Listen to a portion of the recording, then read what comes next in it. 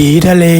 ว่ากันว่าได้มีชายหนุ่มกับแฟนสาวไปเที่ยวทะเลหลังจากนั้นทั้งคู่ก็ได้เข้าไปเช็คอินที่โรงแรมแล้วทั้งคู่ก็ได้นั่งชมวิวอยู่ที่พักจนกระทั่งทั้งคู่ได้ตัดสินใจออกมาเล่นน้ำที่ทะเลตอนนั้นเวลาก็ได้ดึกมากแล้วแต่ทั้งสองก็ยังเล่นน้ำกันโดยที่ไม่สนใจเรื่องเวลาและแล้วทั้งคู่ก็ได้เจอกับเรื่องที่ไม่คาดฝันขณะที่ชายหนุ่มกับแฟนสาวกำลังเล่นน้ำกันอยู่เขาก็รู้สึกเหมือนมีคนจ้องมองเขามาจากด้านหลังทั้งคู่จึงได้หันหลังไปมองและก็ได้เจอกับผู้หญิงน่ากลัวคนหนึ่งที่ยืนอยู่ในน้ำหลังจากนั้นทั้งคู่ก็ได้พากันวิ่งหนีไปยังห้องพักและไม่กลับมาเหยียบที่นี่อีกเลยใครที่ชอบเรื่องเล่าเรื่องหลอนอย่าลืมกดไลค์กดแชร์กดติดตามเพื่อเป็นกำลังใจกับช่องบีจับขาด้วยนะครับ